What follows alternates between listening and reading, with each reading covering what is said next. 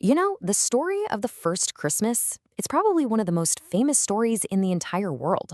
It's a tale of a humble birth that would quite literally change everything. But the details we all think we know, from the Christmas carols and nativity plays, they might not be exactly what you remember. All right, so let's just dive right into this iconic story. For centuries, artists have painted this journey: a young couple, a newborn baby, and this desperate escape. It's an image that's just burned into our collective memory, right? But here's the thing. When you start to peel back the layers of tradition and actually look at the original accounts, you find a story that's jam-packed with historical puzzles, fascinating word choices, and details that really challenge what we think we know. So, let's do this. Let's explore what the original Gospels actually say, how historians and scholars have wrestled with them for centuries, and what kinds of mysteries they reveal about this incredibly foundational story. So, first things first, where do we even get this story from? Well, basically everything we know about the Nativity comes from just two books in the New Testament, the Gospels of Matthew and Luke. And you might be surprised to find out they tell the story in really different ways. What's really fascinating, though, is that for all their differences, Matthew and Luke totally agree on these core, fundamental points. This gives us a solid framework for the events, even while they each zoom in on completely different parts of the narrative. And this is where you can really see the different angles they're coming from. Matthew gives us Joseph's point of view, focusing on these mysterious magi and the political threat from King Herod. It's a story full of high-stakes drama and danger. Luke, on the other hand, tells it through Mary's eyes. His story is filled with shepherds, a Roman census, and quiet temple rituals. They aren't contradicting each other. Think of it more like they're complementary, each one painting a different corner of the same incredible picture. Now, this brings us to one of the biggest puzzles for historians: the timing. You see, Luke connects the birth of Jesus to a very specific Roman census. But the dates, well, they seem to create a pretty major conflict. So here's the problem, right? Matthew's account absolutely requires Jesus to be born before 4 BC because that's when King Herod died. But Luke mentions a census under Governor Quirinius, and the big, famous census he ran didn't happen until 86 or 7. That's a 10-year gap. So how can both possibly be true? Well, a potential solution might be hiding in the translation of a single Greek word, protos. Now, while it often means first, it can also mean before or prior to.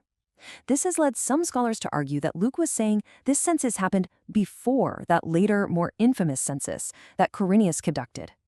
It's a tiny linguistic detail for sure, but it could potentially solve the entire timeline problem. Okay, let's switch gears and investigate another iconic part of Matthew's Gospel, that mysterious star of Bethlehem that guided the Magi. Was it a miracle, a metaphor, or was it something astronomers can actually explain? Over the centuries, astronomers and historians have kicked around several ideas. Could it have been an exploding star, a supernova, maybe a passing comet? Or what about a rare alignment of planets? Or what was it never meant to be a literal astronomical event in the first place? We can probably cross a couple of those off the list right away. In the ancient world, a comet was usually seen as a sign of doom, not exactly the kind of thing that announces the birth of a savior. And a supernova? It would have been so ridiculously bright that other expert skywatchers, like Chinese astronomers, definitely would have recorded it. And they didn't. There's no record of it. So that leaves the most plausible scientific explanation, something called a great conjunction. In 7 BC, there was a rare triple conjunction of Jupiter and Saturn. And a few years later, in 3 BC, Jupiter and Venus appeared incredibly close. To ancient astrologers, which is what the Magi were, these powerful planetary alignments would have been a massive flashing sign in the sky, heralding the birth of a new king. Every good story needs a villain, right? And in Matthew's telling, that role belongs to King Herod the Great. His violent paranoia is what drives the whole plot, forcing the Holy Family to become refugees. But how accurate was this portrayal? Just listen to this quote, reportedly from the Roman Emperor Augustus himself. It really captures Herod's reputation perfectly. Even outside the Bible, historians like Josephus paint a picture of a brilliant but pathologically paranoid ruler who executed members of his own family, including 3 of his sons, because he was terrified they would take his throne. And that historical reputation brings us to a really central and very grim question. Is the story of Herod ordering the murder of all the baby boys in Bethlehem a historical event? The evidence here is really split. This event is only mentioned in Matthew's Gospel. The historian Josephus, who loved to chronicle Herod's many atrocities, never says a word about it. Some scholars say, look, it's totally consistent with Herod's character. He absolutely would have done this. But many others believe Matthew's crafted this part of the story very carefully to create a powerful parallel between the childhood of Jesus and the childhood of Moses, who also escaped a king's decree to kill infants. And now, let's talk about maybe the most famous image of the whole nativity story, Mary and Joseph, desperate, being turned away by a heartless innkeeper. But what if that entire scene is based on a simple mistranslation? Here's the key. The Greek word that Luke uses, kataluma, doesn't actually mean a commercial inn or a hotel. A much better translation is guest room or lodging place. You know, the kind of spare room you'd find in a private family home.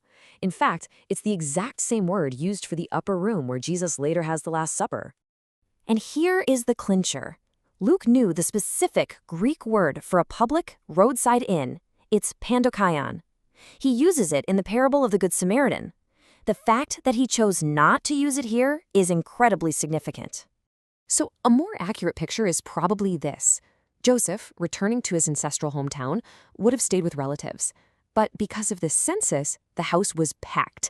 The kataluma, the upstairs guest room, was already taken. So Mary gave birth in the main family living space on the lower level, a place where animals were sometimes brought in at night to keep them safe and warm. So no cruel innkeeper, just a full house. Okay, so after digging into all these historical puzzles and linguistic details, what's the big takeaway? To really understand these narratives, we have to look beyond just what happened and ask why the authors told their stories the way they did. You can really see this when you look at Matthew's Gospel. Many scholars believe he was deliberately structuring his narrative with the Magi, Herod's massacre, the flight to Egypt, to show his primarily Jewish audience that Jesus' life was the ultimate fulfillment of Old Testament prophecies and patterns, especially the life of Moses. And that kind of leaves us with a final thought. When we explore the history, the language, and the literary goals behind the Nativity, the story becomes so much richer and more complex than the one in our Christmas pageants.